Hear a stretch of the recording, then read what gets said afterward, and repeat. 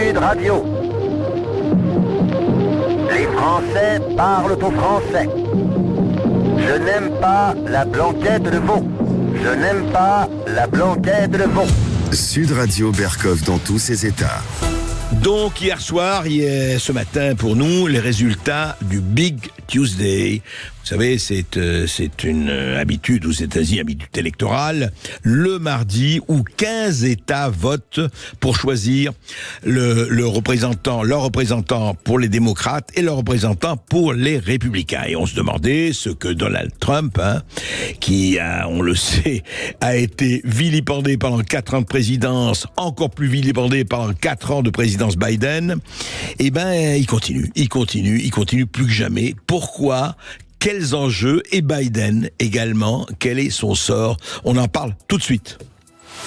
Sud Radio Berkov dans tous ses états, le fait du jour. Évidemment, Bruce Springsteen, Born in the USA. Et tous les deux, Trump et Biden sont Born in the USA, effectivement. Et donc, il n'a pas eu le grand chelem, Trump. Il a eu quand même, 12 sur 15, ce qui est déjà pas mal. Nikki Haley a gagné les 3 autres, mais Nikki Haley a déjà décidé de se retirer disons en douceur, en beauté, etc. 12 des 15 États, c'était la primaire, comme on dit. On va parler de cela et on va parler de ça à Stéphane Bureau. Alors Stéphane Bureau, bonjour.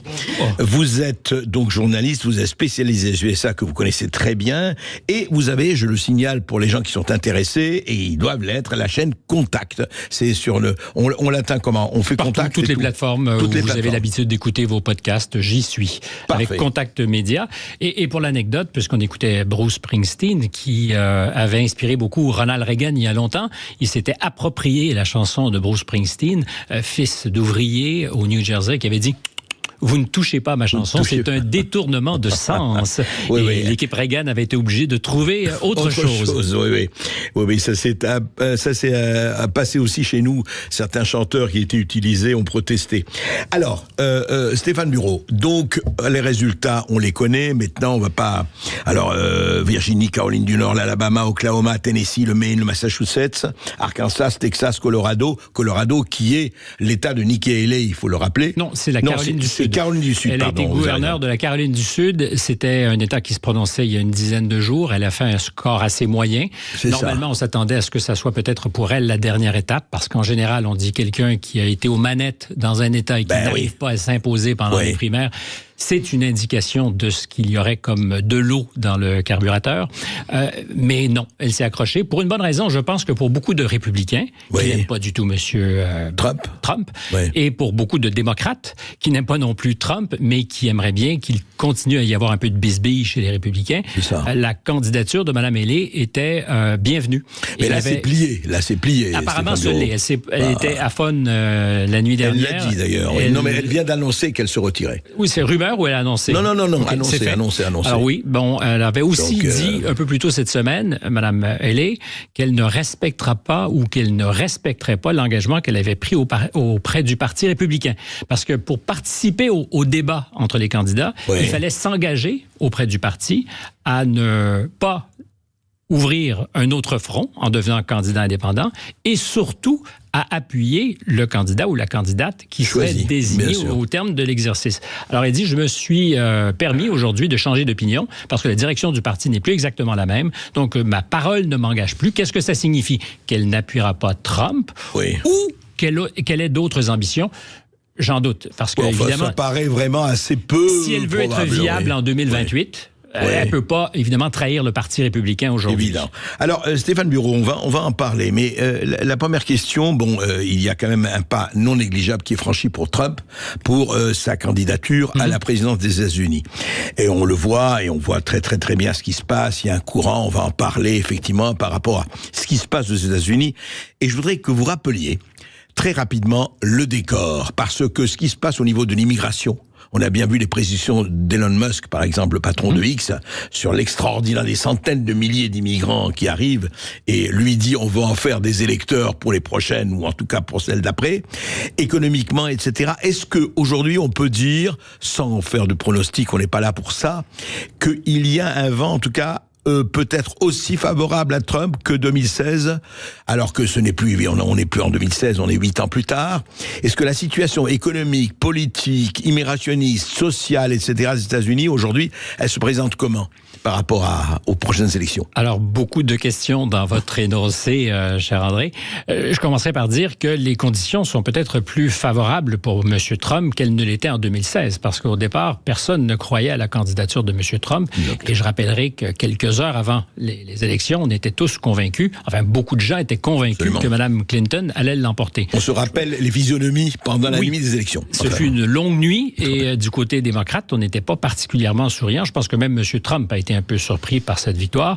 Alors aujourd'hui, j'ose croire qu'on connaît mieux le personnage et qu'on fait attention, qu'on fait gaffe avant d'annoncer qu'il serait cuit. Parce qu'on a fait la même chose en 2022, aux élections de mi-mandat, où certains des candidats vedettes qui l'appuyaient n'ont pas réussi à se faire élire, et on disait, ça y est, c'est justement plié pour l'affaire Trump.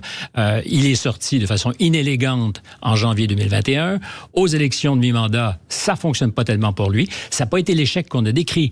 Mais on ne sentait pas que la magie, si vous me pardonnez l'expression, était au rendez-vous. Et aujourd'hui? Et il se trouve qu'aujourd'hui, il est en pleine ascension, et plus on lui accroche des casseroles, mieux ça semble être pour lui, parce que ces histoires devant les tribunaux, vous en parliez, c'est à ce jour que du carburant pour M. Trump. À chaque accusation, une augmentation de ses appuis dans les sondages.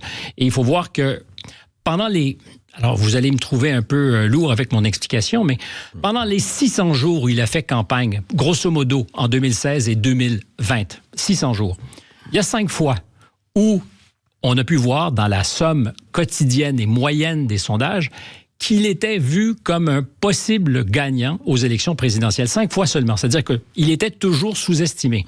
Depuis le mois de novembre dernier, ces mêmes sondages, on parle toujours des moyennes, espèce d'agrégat des sondages. Depuis novembre 2023. Depuis novembre 2023, on parle de 135 jours. Je pense qu'il n'y a pas une journée où Biden, sur la moyenne des sondages, on s'entend, a été en avance. Donc, il y a comme une tendance qui se dessine.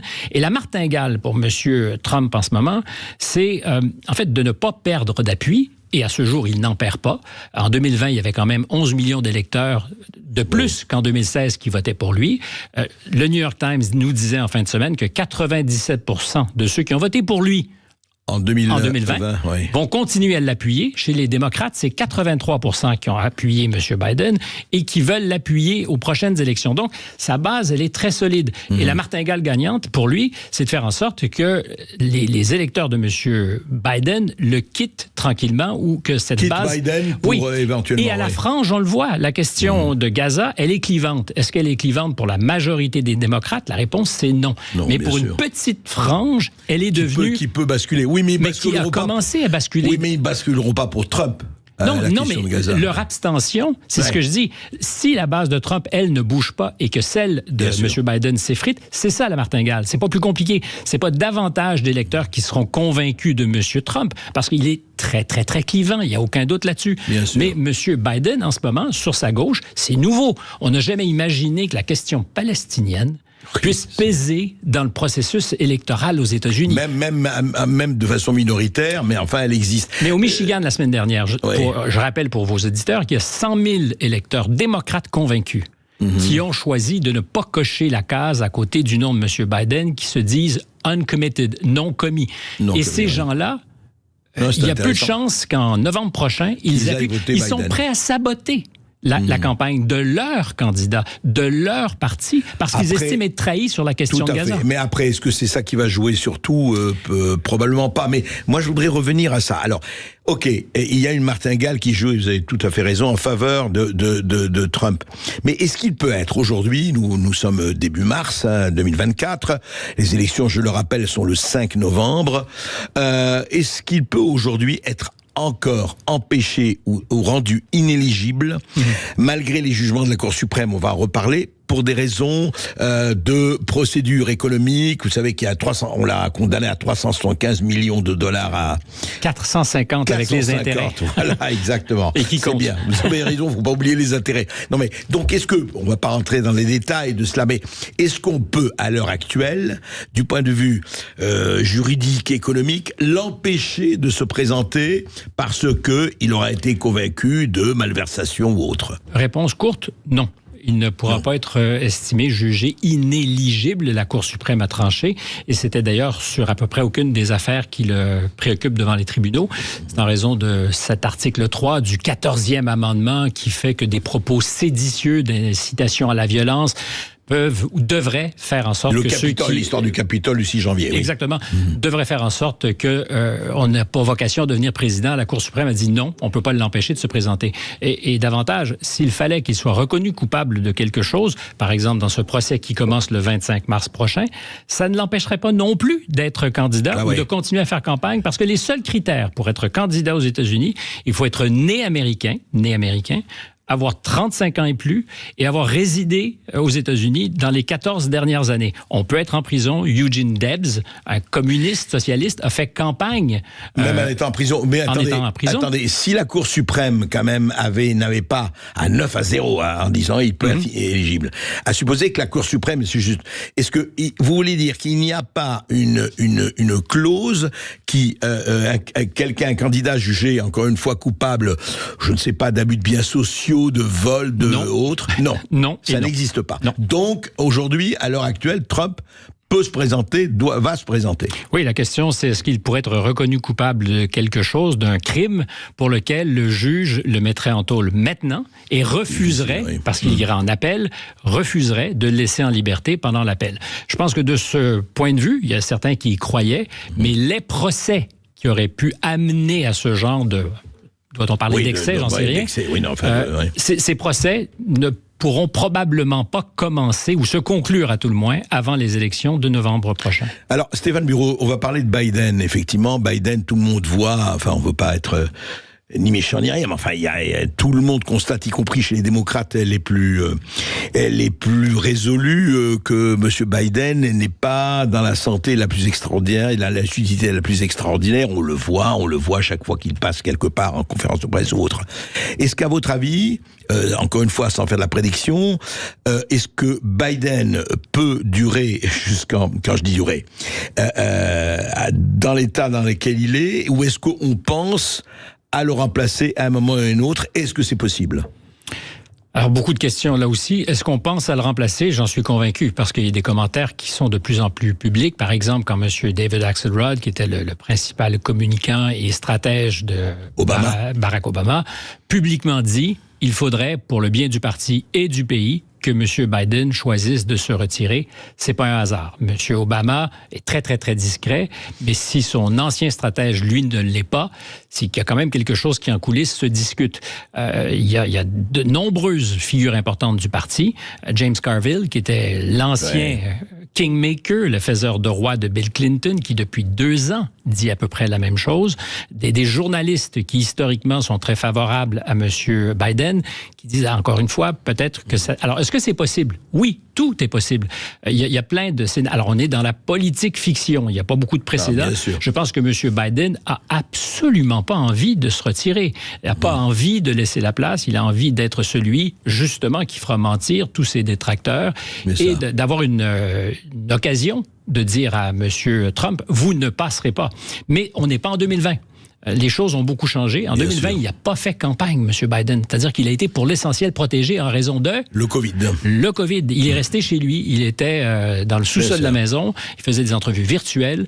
Et le processus de la campagne sera, cette fois-ci, beaucoup plus violent et, oui, nécessairement différent.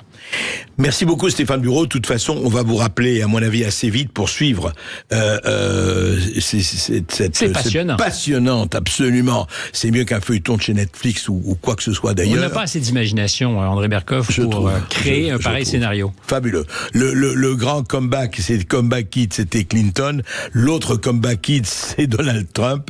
Avec ce qui se passe, c'est étonnant, mais l'Amérique nous surprendra toujours. Le comeback papy. Merci. Le comeback papy, voilà. Merci Stéphane Papy fait de la résistance. D'avoir été avec nous. Je rappelle que vous êtes journaliste au Canada. On va se retrouver dans un instant sur Sud Radio. Après cette courte pause, on parlera de ce qui s'est passé hier dans un lycée près de Cachan en région parisienne. À tout de suite sur Sud Radio. Sud Radio Berkoff dans tous ses états. Appelez maintenant pour réagir 0826 300 300.